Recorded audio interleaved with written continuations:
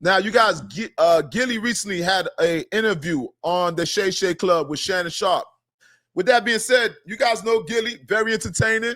I wasn't really a big fan of Gilly at first, but I think Gilly's a lot like me in certain instances. And you know, people that are somewhat similar, they might not get along, right? But if they reason, they find out their similarities, and then they able to be more cordial and get along.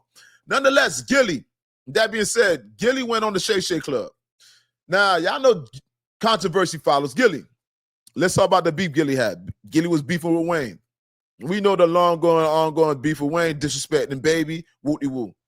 What else we got here? He spoke about Jay-Z. Stop right there. Gilly had got offers as an artist. Gilly got offers from Cash Money. He got offers from 50 Cent. And he also got offers from Jay-Z. Now, let's stop at Jay-Z. First of all, you guys, Gilly was supposed to be signed to Rockefeller. According to Gilly, Jay-Z and Dame Dash did not, the contract wasn't correct. According to Gilly, he's saying Jay-Z was giving out a slave deal. That was a slave deal. Let's talk about it. First of all, I didn't know anybody. I've never heard nobody speak about Jay-Z and contracts in reference to slave deals. Nobody has ever said, nobody ever came back and said they was how you say, finessed out of money. They was fucked out of some money. Usually you see disgruntled people will pop up years later and speak about that. Jay-Z has done a lot of business deals and nobody has said this, but I'm not discrediting what the man said. But watch this now. Gilly said that Jay-Z was giving out a slave deal. That's why he did not sign. Now remember, it was major figures. Gilly wasn't by himself. Spade and Dutch and other members, right? I think it was like 5 or 6 of them. Nonetheless, you know that check, they was going to have to cut that check. According to Gilly, the contract didn't suffice. All right, so listen, there's nothing wrong there. You go there, you go do a negotiation. It's not to your liking. It's not, you feel like it's not in your best interest. Fuck it. You left out the building. We don't want to do it. But now, this is what threw me for a loop. According, allegedly, to Gilly, Jay-Z told that nigga, you gonna have a hard time in the industry. So according to Gilly, what Gilly's alluding to is Jay blackballed him. Jay-Z, Sean Carter blackballed him. You guys are hearing a lot of different things about Jay. And see, Jay is elusive. He's ambiguous. He's not easy to detect on a lot of levels, right? He moves like that, deliberately, respectfully. With that being said, he's saying that he got blackballed by Jay. All right. Gilly saying that Wallow didn't believe him.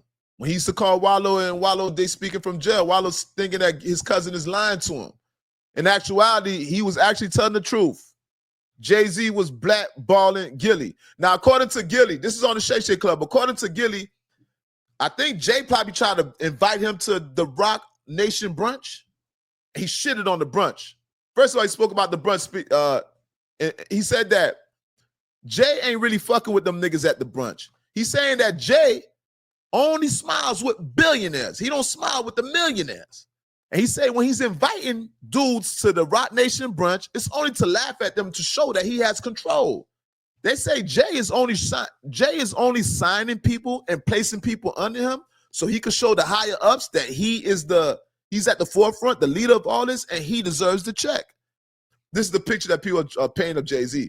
So as of lately, a lot of people are losing their faith in Jay and his leadership in the hip-hop community. Jay-Z's leadership in the hip-hop community is being questioned. L.O.T.S Prove Me, the most dangerous podcast on the God's green earth. I don't know. This is becoming a pattern. I don't know when is this going to end. I don't know if this is going to be a thing for the remaining duration of his career. But nonetheless, people are losing faith in Sean Carter. Now, let's speak about it. Gilly spoke about a lot of things. Gilly spoke about DJ Khaled. Gilly said he had a song that was playing, and he said Khaled heard the song, and Khaled was liking the song and excited about things. And then Gilly said Khaled asked him, "What's up? Did you squash that with Lil Wayne?" So Gilly's also alluding to issues with Lil Wayne, which hindered his career. All right, so it's not just Jay-Z, it's also Lil Wayne also. Now, ironically enough, he gave a shout out to Baby. He said he respected this, he had a certain respect for Baby. I was surprised to hear that. That was a little bit more mature Gilly. But overall, ultimately, Gilly said that God blessed him. Throughout all the trials and tribulation, you guys, people are going to try to put obstacles. And this is all alleged with the Jay-Z. But even me as a black man, I face people placing obstacles, strategically placing obstacles in front of you, hoping you stumble, hoping they hinder your progression, your ascension to success. You guys got to keep in mind, you got to be resilient. You got to keep fighting. You know, you might have to take the long route in life. You got people that are gatekeepers out here, and I'm not saying Jay-Z did that, but I like the way Gilly remained resilient. Gilly remained resilient throughout that whole blackballing. Gilly, $1 million worth of game. Gilly spoke about all the endorsement and brand deals that he got. Over 24 brand deals with Manscaped and all these different companies. Gilly's doing very well for himself. And shout out to, hold up, let's clap it up for Gilly and Wallow.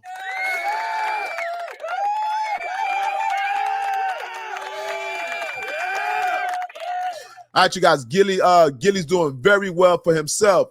And Gilly's basically saying he don't need Jay. Gilly's saying he don't want to go to no Roc Nation brunches.